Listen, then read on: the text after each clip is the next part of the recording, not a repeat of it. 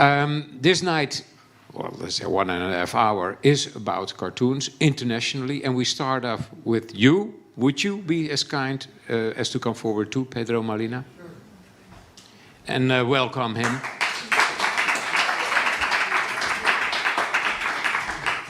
You are from Nicaragua? Shall I sit? Yeah, please, yeah.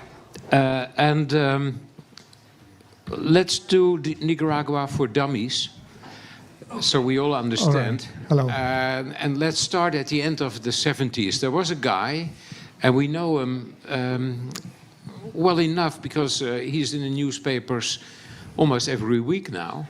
But, and he started off as a young, rebellious type at the end of the 70s. His name was? Ortega. Yeah. Are you talking about Ortega? Yeah. I will guess, yeah. Yeah. Tell us about what happened in Nicaragua around about that time. Well, I'm going to talk about that with the presentation, which I don't know if it's the Are you going to put it into the presentation? Yeah, okay. I'm going to talk a little bit about Would you that. like to start with the presentation and then do the questions? That I don't know. I don't know the protocol of this. I decide now that you start off with the presentation Got it. All right. and questions afterwards. There you go.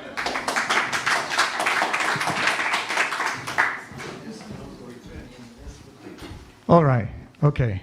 So I don't know who is assisting us with the presentation, but if you can put, I have my notes over here.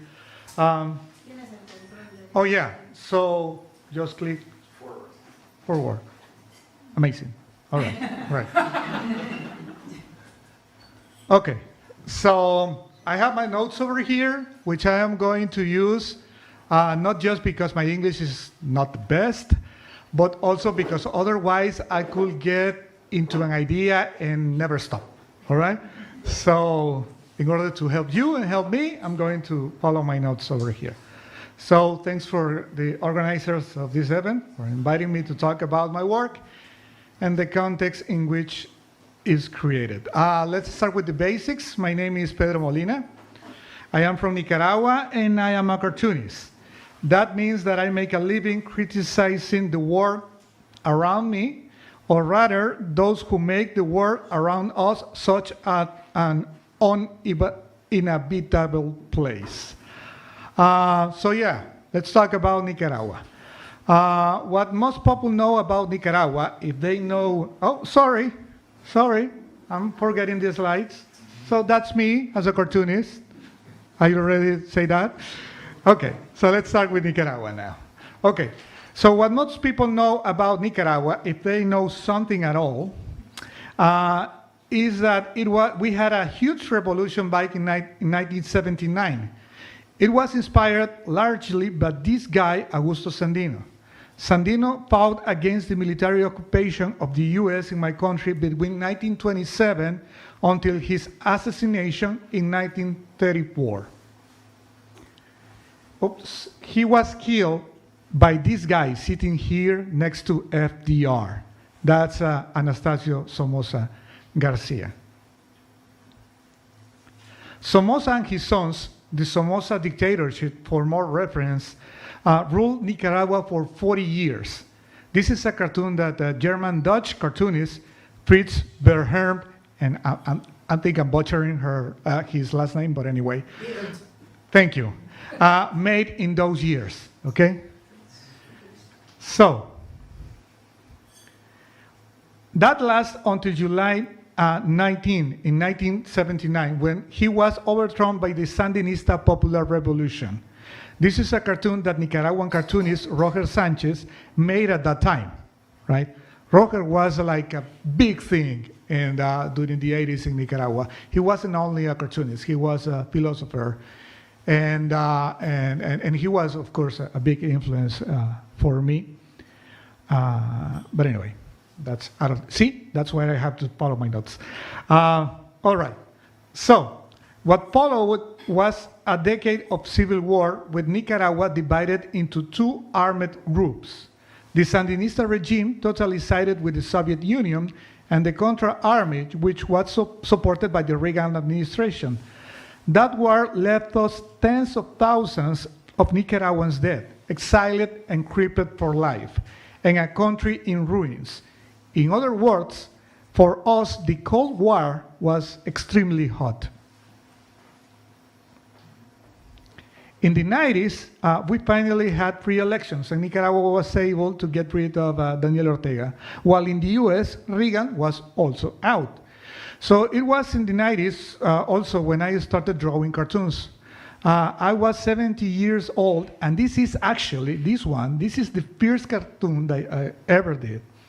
And it was a critical view of the arrogant former president Daniel Ortega, who believed that the revolution was his and nothing more than his.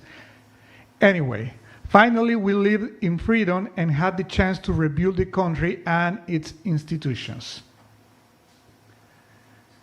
That lasted until 2006, when a pact between the extreme left and the extreme right political parties allowed Ortega to return to power. That's him looking himself in the mirror as Somoza.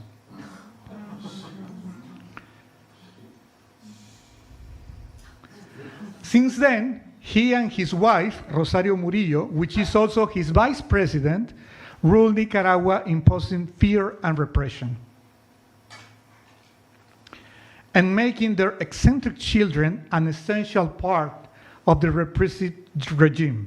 So, in summary, we are, as a country, at the same point where we were more than 40 years ago with the Somoza dynasty, with the exception that the current dictatorship this time comes from the left, not from the right, which at this point in the world we live in right now, it makes no difference in terms of repression.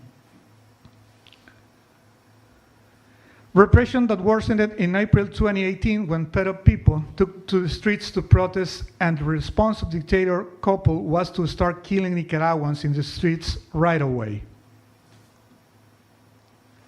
I was, of course, drawing on all this as I have been doing it professionally for over 25 years. These are some cartoons that I did at that time. I don't know if you will remember this. In 2018, there was a great controversy, big controversy over the poor treatment of migrant children by the Trump administration. And this cover from Time magazine was all over the internet back at that time. So something of course horrible, and everyone was talking about it. But that very same week, a young married couple was running with their 2 children in Managua, the capital of Nicaragua, seeking protection from the regime's paramilitaries that were ravaging the streets. One of the snipers was nearby. He did not aim his rifle at the father or the mother. He aimed directly at the head of the smaller baby that the father was carrying on his arms and killed him. And no one was talking about that week. Taylor Lorio was his name, and he was just one of the many minors who, along with the rest of the adult Nicaraguans who have been victims, have been murdered by Ortega Murillo. So this is a cartoon that I did at that time. Of course, the dictatorship was not happy with the coverage that the independent media were doing of its repression. They didn't want anyone inside or outside Nicaragua to know what was happening. During those months, many journalists covering the protests in the streets were robbed and beaten. Another regime sniper killed journalist Angel Gaona with a shot to his head while he was broadcasting on Facebook Live.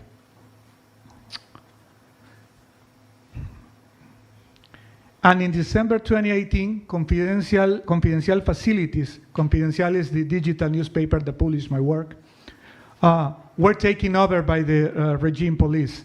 This is a photo of me drawing in the Confidential newsroom just a few days before it was taken over and looted by the dictatorship.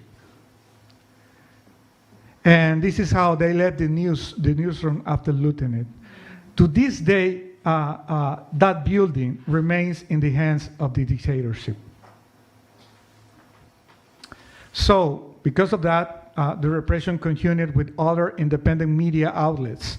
And many journalists, including me, had to go into exile in order to continue doing our work.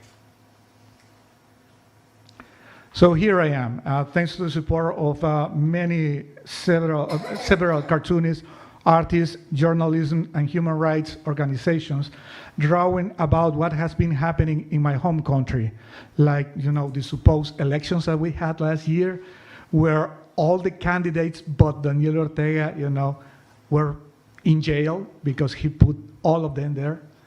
So this is a cartoon about that. Anyway, so I have been drawing about my home country, but also about what is happening in the United States, which is the country that has welcomed me, and for which I cannot help worrying when I notice that many harmful political behaviors that we have already seen and experienced in Latin America are beginning to be seen there as well. So this is a cartoon that I did after the January 6th insurrection at the Capitol in the US. So this year I have continued to make my daily cartoons for Confidencial and other projects focused on denouncing human rights abuses in Nicaragua. One of them has been the now called Remembering is Resisting, a project that emerged inspired by the popular online artistic exercise called Inktober. For those of you who may not know what Inktober is a challenge in which the artists are invited to create a drawing in a traditional way, because most of us now we draw digitally, but this is in the traditional way in actual paper and ink, every day of the month of October. So in 2018, I thought of using the challenge, which has an international presence on social media, as another way of denouncing what was happening in my country.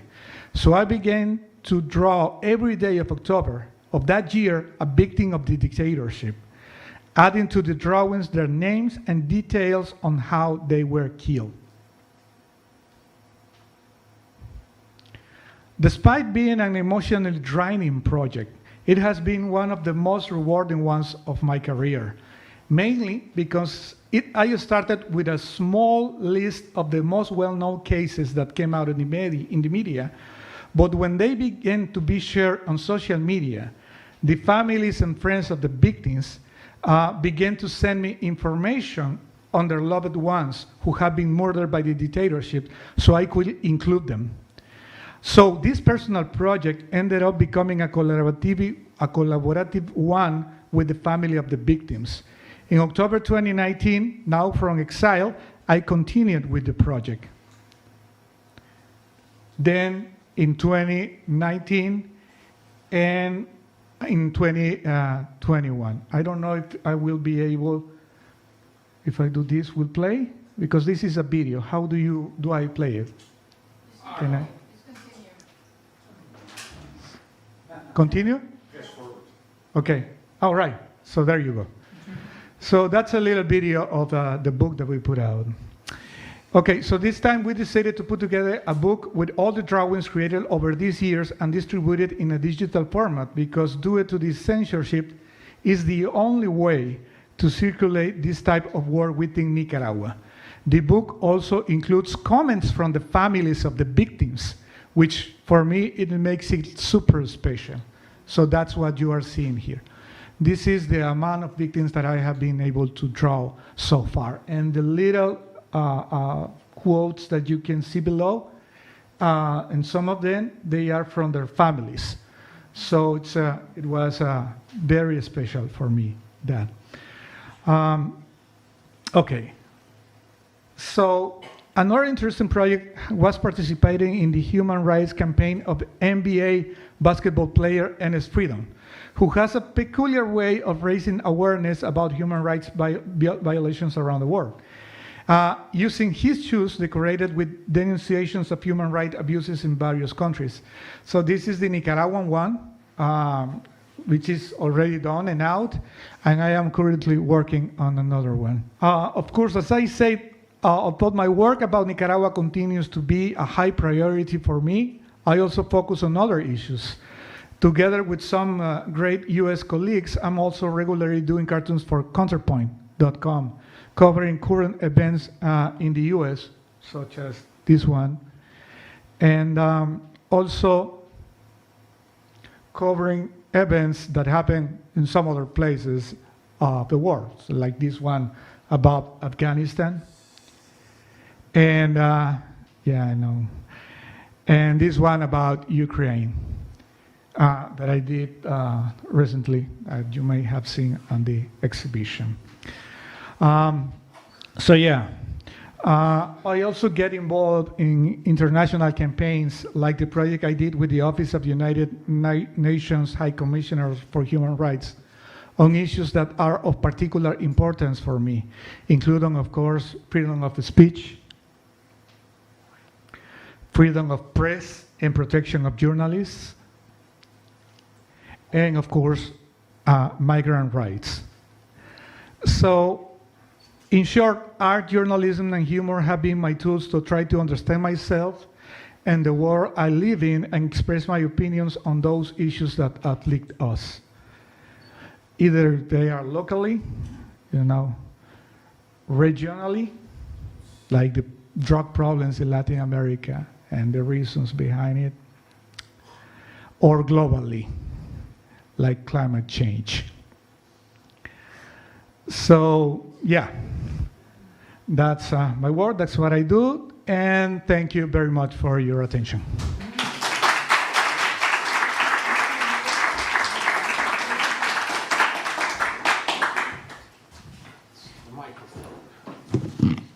Where would one be without the microphone? Thank you very much, Pedro. Let's do one or two questions and go on to the next cartoonist.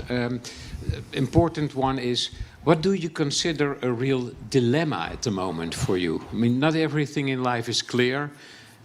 Sometimes we are wondering what we should do, where we should go. What is your dilemma at the moment? That's exactly the dilemma, not knowing. I know that I want to keep doing this, and I have been able to do it since 2018 from outside Nicaragua, thanks to the help of many, many people.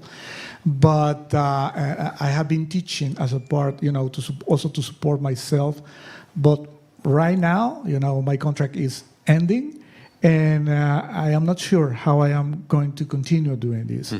What I am sure is that I want to keep doing it, and hopefully find a way, to keep at it. But that's exactly the biggest one. Yeah. Because the things like talking about what is happening in your country, it had never crossed my mind to stop doing so. So that's something that I don't know for sure. I want to keep doing it. I want to stay connected with my country. I feel I need to. So that's out of the question. Yeah. Is there any spark of hope when you look at Nicaragua at the moment? Well, the only hope that I have is it doesn't come. It comes actually from history. We have been through this before.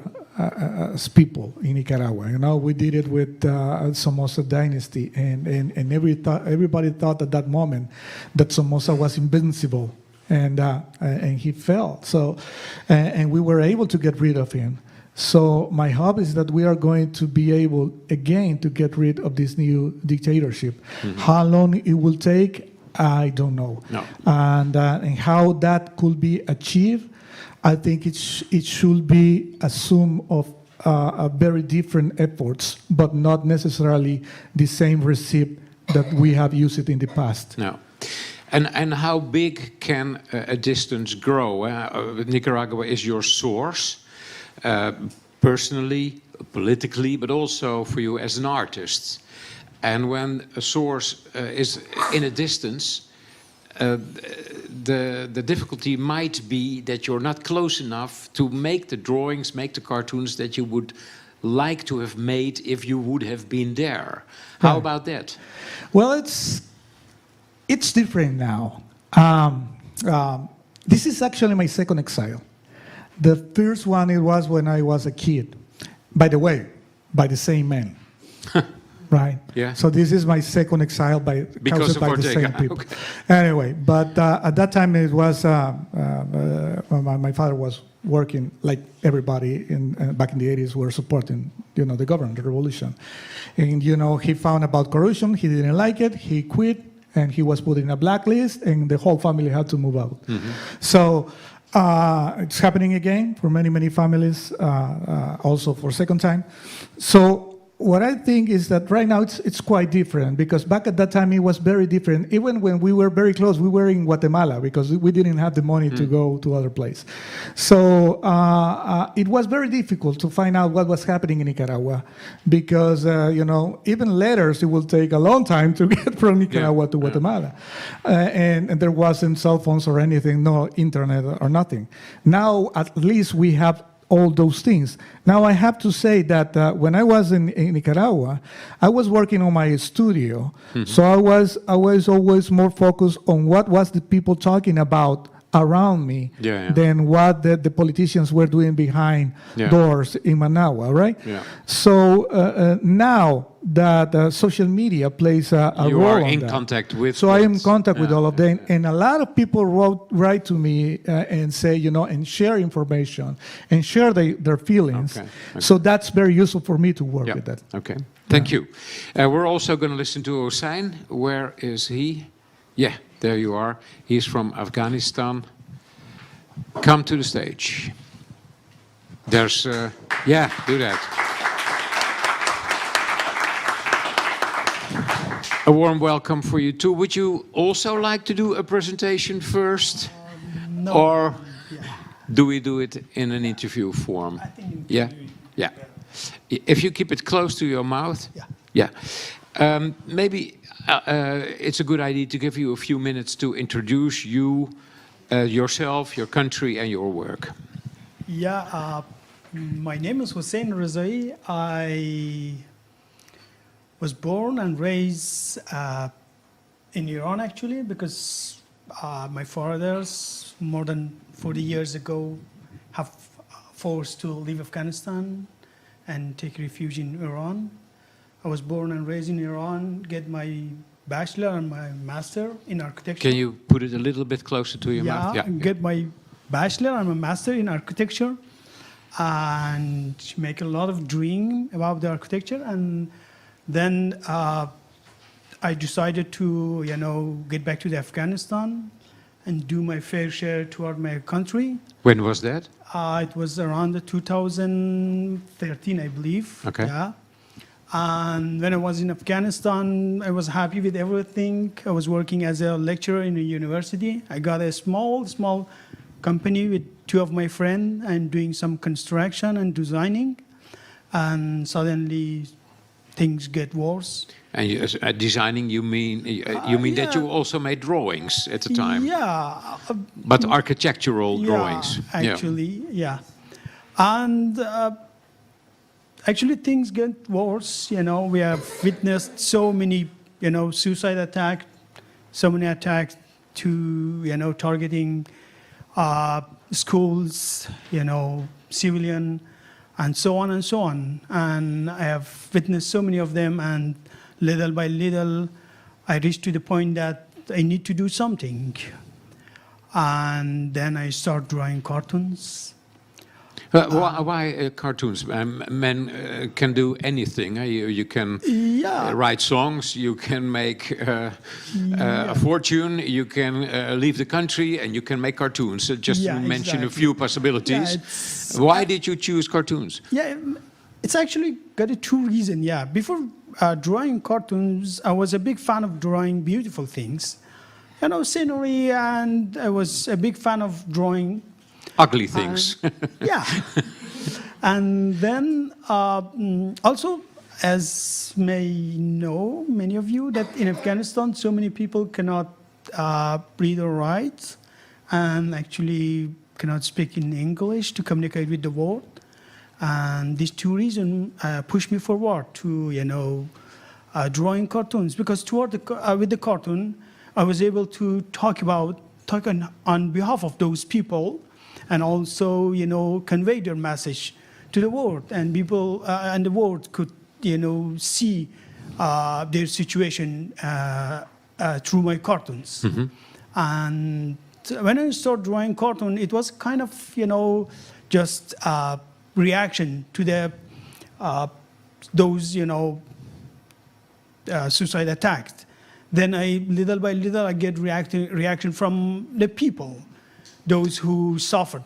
And how did you bring your cartoons to the people? Because at Pedro, told us that he was working for magazines, newspapers, etc., international organizations later on. What was your channel for the cartoons? Yeah, actually my channel was my own social media and my friends, you know, those who know about me, and they helped me to share my cartoons because, as you know, in Afghanistan, due to the radicalism and those radical group, drawing cartoon is really hard, you know, because when they think about the cartoon, the first thing pops up in their mind is Charlie Hebdo and those, you know, really, really critical thing in their eyes, and those, you know, subject make it really, really sensitive in Afghanistan, and I've always preferred not to be seen, and my friends always helped me to, you know,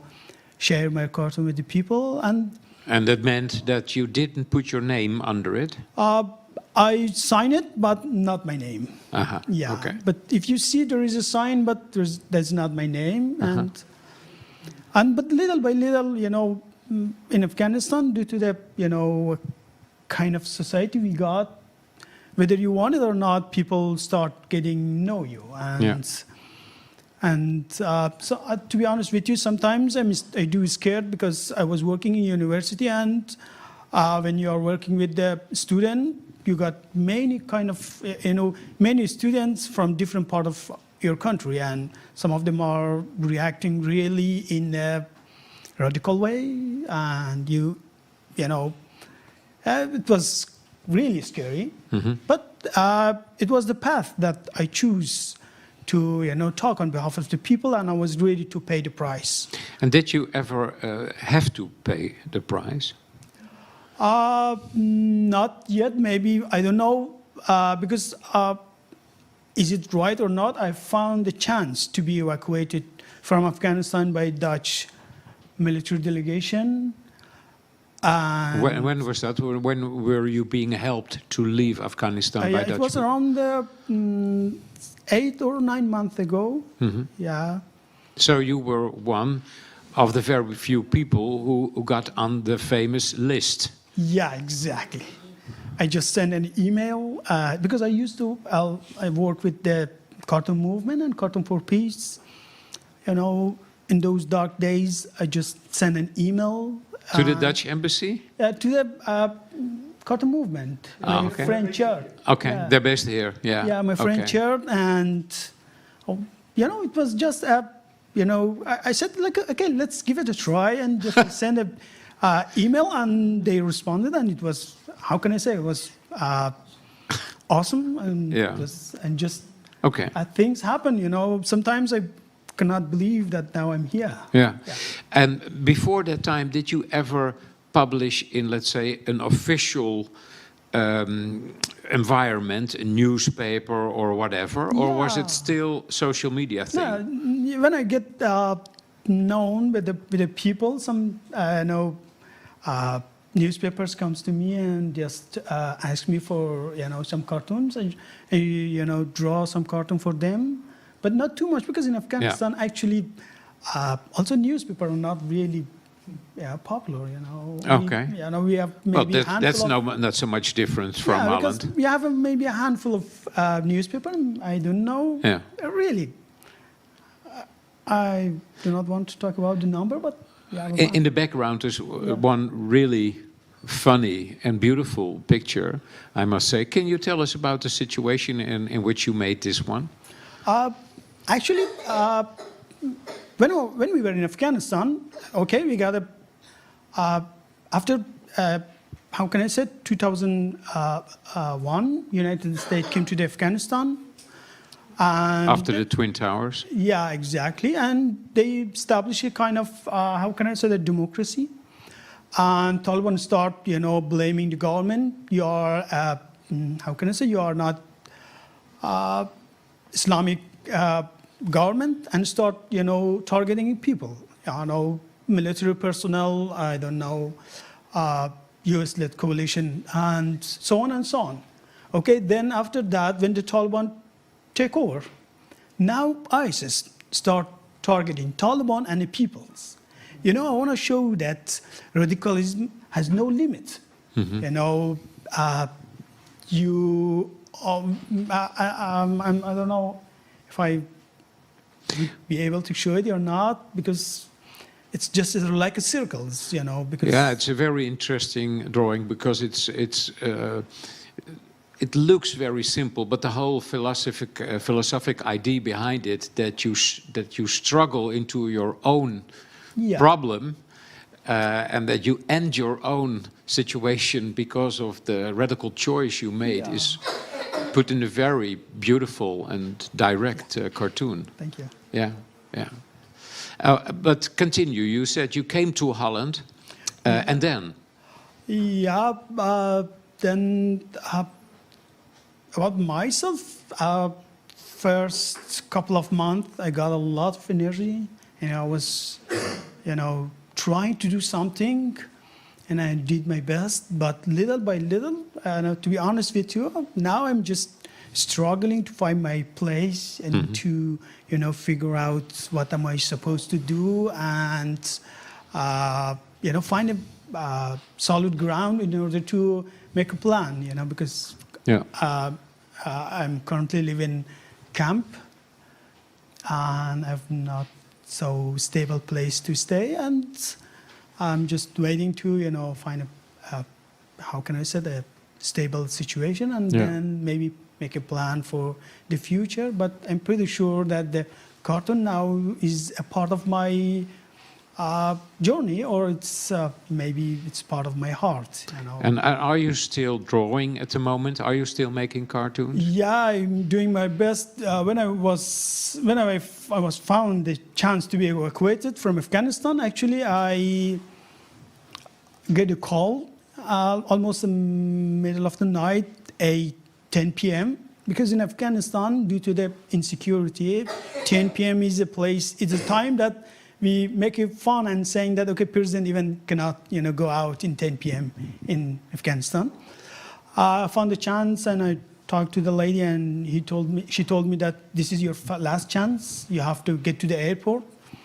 And the airport got a two section, a military section and a civil section. And I have to get myself to the military section. And I just got a small tablet drawing on that. It's almost 6 or 7 years old. It's getting my old friends, you know, making, you know, a bond. And I just pick up my tablet, go through the 3 Taliban checkpoints. I was completely well aware of the Taliban, you know, capture me and go through my tablet, because I am Hazara minority and Shia minority. Hazaras from the north, eh? From the middle of Afghanistan, center of Afghanistan. And those 2 beautiful, you know, Buddha statue was blown up by the Taliban. I'm from that area.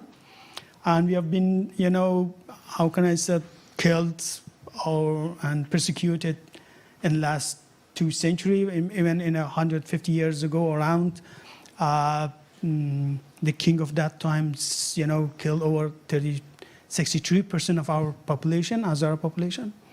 And that night, I don't know how, but I get my tablet, find the courage, get my tablet, go through the Taliban checkpoint, and fortunately made to the airport. And now in that place, I got a print of a letter, and showed to the Dutch military personnel, and they picked me up. And when you make a cartoon now, is it possible for you to send it via social media to your contacts in Afghanistan still? Do they see your work, in other words? Yeah, I'm just trying to draw a cartoon more and more. And actually, it's kind of on and off, because I'm a little far from the Afghanistan. When I was there, you know, situation by themselves, those disasters, those attacks pushed me to draw a cartoon. Now I'm a little bit far from Afghanistan, but still I'm doing my best. I'm trying to draw. And when you make something, it's noticed in Afghanistan, they see it. You reach those people there. Yeah, exactly. Okay. We'll continue the conversation with the 2 other people. First of all, somebody who represents Free Press Unlimited. There she is. Please welcome her.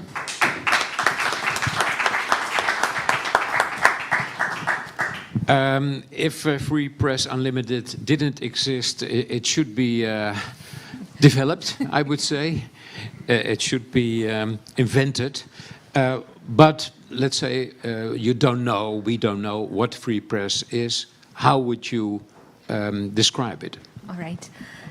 Hi, everyone. My name is Mira Chowdhury, and as Frank was already explaining, our organization is called Free Press Unlimited, and that says a lot already about our mission and our vision. We are an international press freedom organization that tries to work for media and journalists all over the world in places where press freedom is at stake. So I think we just have listened to two extremely well-illustrated examples of places where our support or our work is needed, and there are many more places where we do these kind of things. And support can be from trying to help lobby local governments, but also international or European or sometimes even the United Nations, when we want to try and help the environment for journalists in which they do their work. But also we do practical support. We give trainings on content or on the way how to run a media outlet. Or unfortunately, more and more, we are known for our safety trainings that we give to journalists and media outlets that have to prepare themselves physically, psychologically, legally, and in many other ways for threats that are coming from often the government, but also sometimes from other groups that are not happy with something like press freedom and freedom of speech. Mm-hmm. Can you give us an example of a success that Free Press Unlimited can be proud of? Yes, I think we are extremely proud that we are here with Pedro, who we have been working with his media outlet Confidencial for quite a long time. But I really believe that we can be proud of every small and big support that we give to media and journalists, because it's a pity that we are needed, but to give sometimes only a little bit financial or psychological support to someone that is very much in need, or that has a particular story that otherwise would not have been able to be published,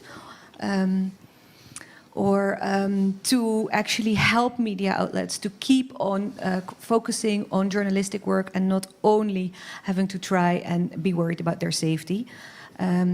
I think Confidencial is an outlet that we helped a lot. I myself work mostly in Latin America, but I've, for example, also worked a lot in the Great Lakes region in Africa. We have our guest from Congo here, but earlier this morning there was someone from Burundi, where media outlets who were supposed to start working from exile without anything. We equipped them completely with studios, with contacts, and with some space to concentrate on reporting what's going on in the country that they had to leave behind. And I think that is what I'm most proud of, that we can help journalists and media outlets continue doing their work even when the situation becomes more and more difficult. Yeah. What is really a pain in the ass for your organization? What is a big difficulty? Well, I feel that the world as such is becoming more and more polarized. So when you want to speak about press freedom, when you want to show that, I think Pedro in his presentation, but also Hossien, they show that for a so-called democracy, we need counterpower, we need counterbalance, we need journalists who are acting as a watchdog of society. And that is the job of a journalist. But more and more journalists are being criticized just because because they're doing their job. In El Salvador, where we work a lot, the media outlet El Faro is criticizing governments from the almost 25 years that are in existence. Doesn't matter if they're from the left, from the right, or whatever political color they have. That's their job. The journalists are supposed to be a watchdog of what's going on. But now it's always framed as political opposition. And I think that is something that is a a pain in the ass or a pain in the whole body of journalists and media outlets. Now, how can we help you help others? Well, first of all, I think a stage like this, when we have opportunity to talk about what's going on, not only in the Netherlands, but also in the countries that are maybe a little bit forgotten sometimes in the Dutch press. I know Afghanistan is a lot in the Dutch media, because also there are some Dutch troops, and there are also a history in all kinds of ways. But Nicaragua, for example, or El Salvador, what I was just mentioning, or Burundi, or what's going on in a lot of other countries in Asia, often doesn't come out. So what I would really like us all to do is to keep on asking attention, searching for news and information, not only from countries that are very close to us, but also a little bit further. Yeah, thank you. Louis Pirenne. Yeah, of course you can ask a question in the meantime, but Louis, come forward, and you put forward your question. Yeah. Are there possibilities for your organization to help journalists in Russia that are against Putin? Yeah. Very much, yes. I deliberately didn't want to talk too much about Ukraine or Russia, because that's dominating the news right now. But yes, actually, I just received a photo from my colleague that, again, a new equipment, safety equipment for Russian journalists that are reporting from Russia, but also from Ukraine, has arrived at the office. So they give them practical equipment and supplies, a lot of psychological support, because it's very difficult to keep on doing their job, and media outlets are supported the way actually that. And you probably also help Russian journalists who have come to Holland and work from here now, like the Moscow Times. Also, yes. Yeah. And Ukrainian journalists as well, who sometimes are not in the Netherlands, but in the neighboring countries, and try to keep on doing their work from there. Although I must say that most of the partners we work with, media partners in Ukraine, have stayed and are reporting from basements and bunkers. Okay. Louis, would you please introduce yourself? Yes, my name is Louis Pirenne. I am not a specialist on the subject we talk about, but I'm very, very interested. I'm a Haarlemmer, and I would describe myself as a cultural omnivore. Omnivorous, how would you say? You eat everything that's cultural from... Basically, yes. And the reason I'm here is that I, since a few months, joined the board of advisors of the festival that's going on now, Stripdagen Haarlem. Let's call it the Comic Culture Biennial. I just made that up, but it's a nice word. It's biannual festival. And I was very proud to be asked to be a member of the board. Yeah. So, of course, our foundation has feelings and opinions about the team. And that's why they invited me here, Frank. Yeah. I was surprised that such, let's say, heavy subject like this was part of the Stripdagen Haarlem. How did you all come to that decision to make that a part of it?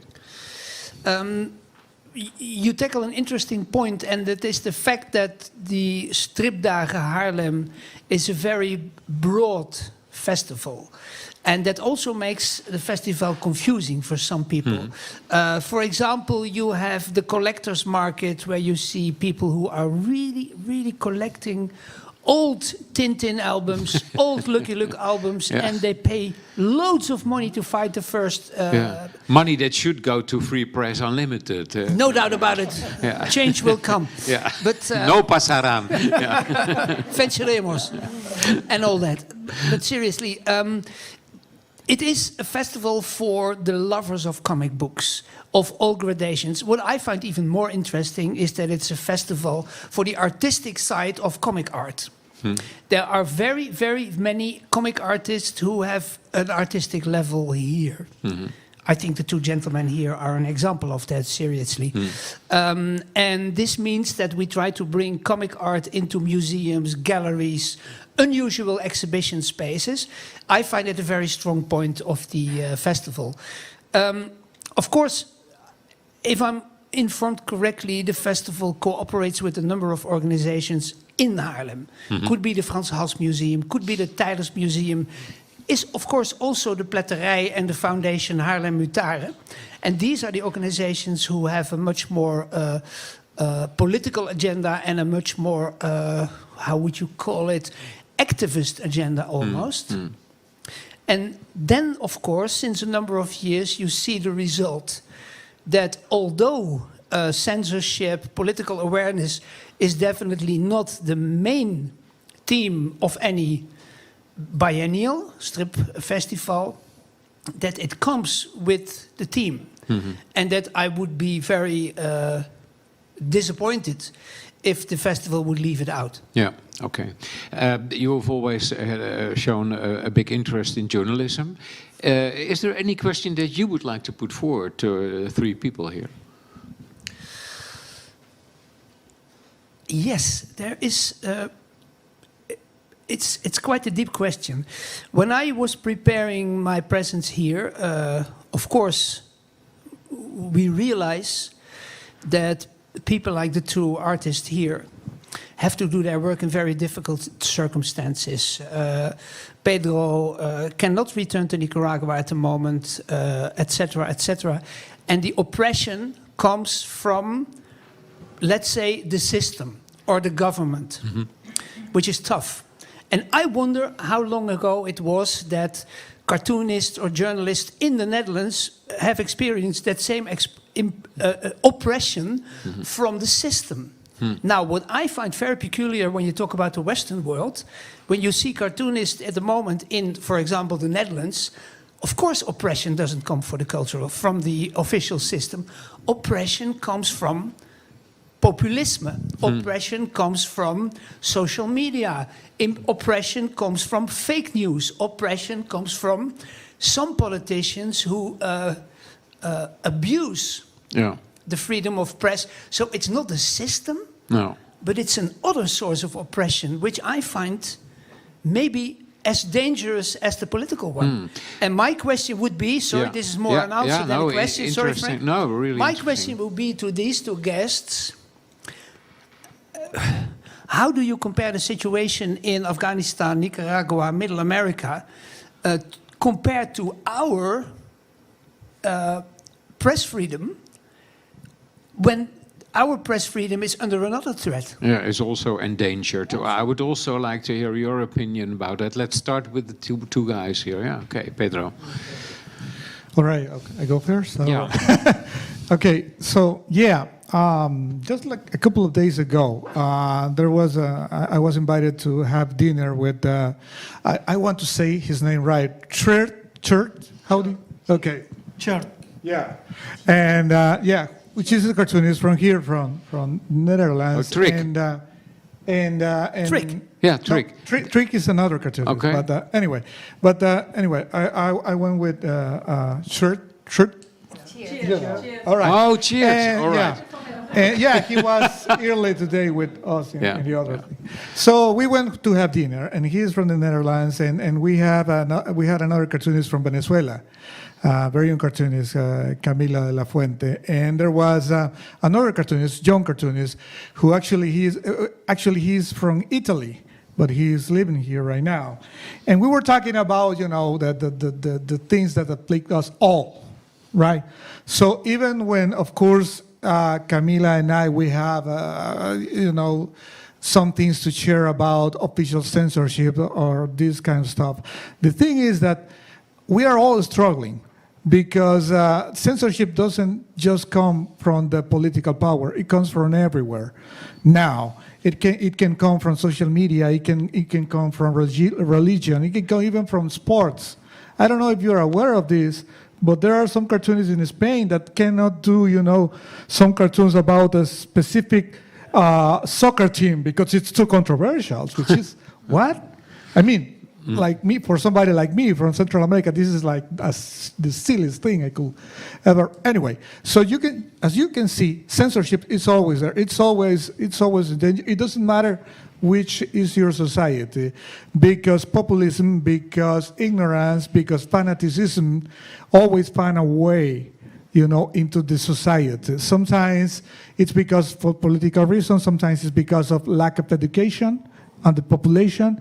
It can come from different sources, but the problem is always there for everybody. So doing cartoons right here, right now, in this time, it doesn't matter in which place you are, it's never easy. I mean, Do you basically mean it comes with the job wherever you are? kind of. The thing is that until now, it was easier to navigate this thing. But right now, when you add everything up, like, let's take this, for example. If you were working in the 80s or the 90s, you were worrying about the government, all right? So you will use, I don't know, an alias or something, and you kept doing your work, and that's it. Today, you have to deal, first you have to find a way to make your living, because the traditional habitat for cartoonists has been always newspapers, and newspapers are dying. So you have to find a way to make a living. Then you may find problems with the government of your country, right?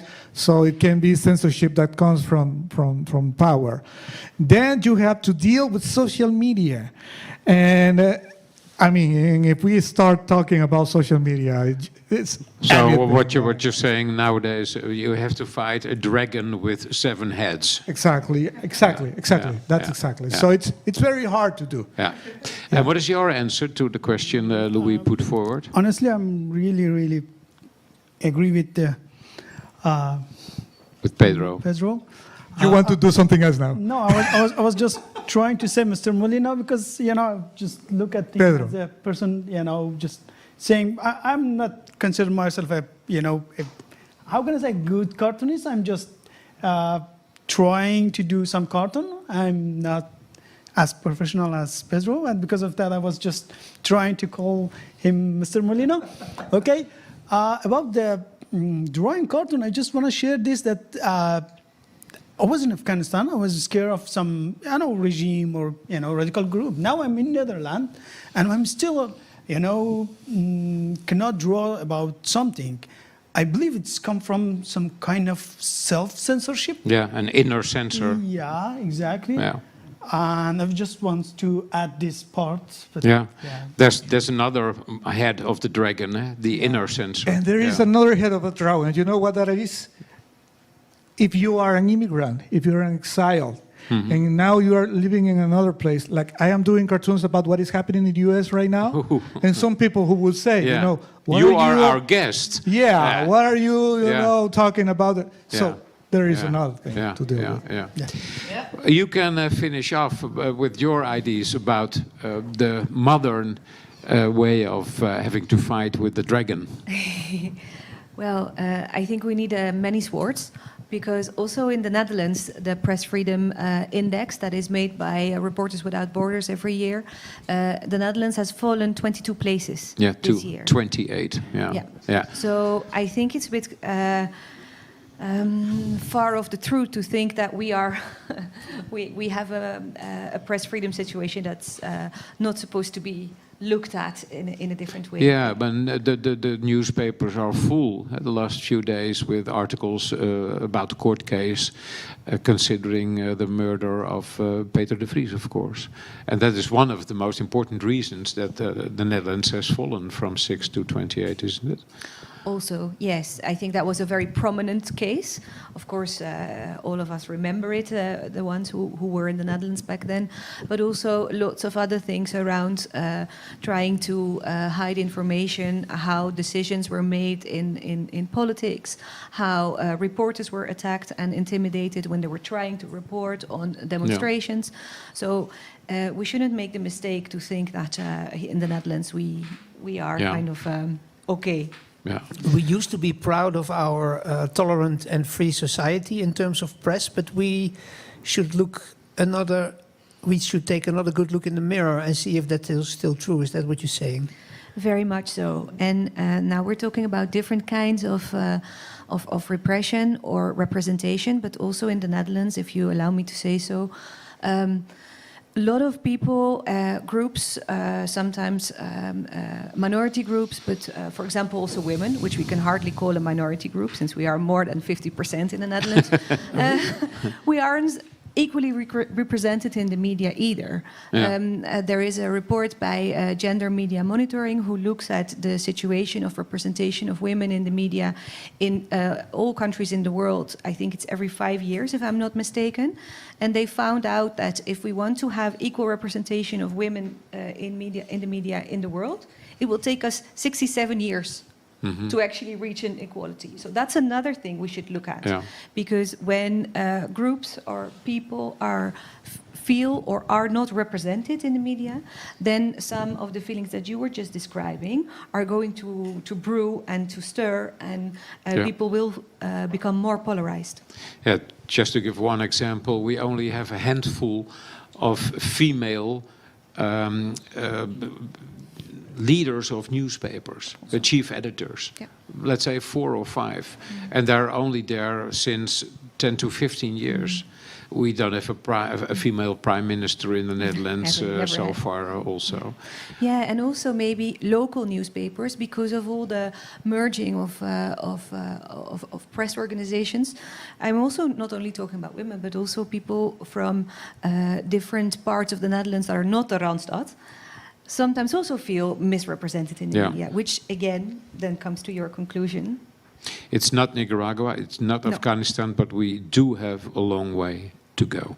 Thank you very much, all of you. Thank you. And thanks for coming.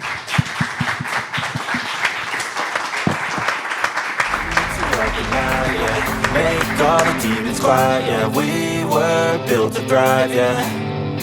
I think that we've all had enough. Keeps you up at night, yeah. Make all the demons quiet, yeah. We were built to thrive, yeah.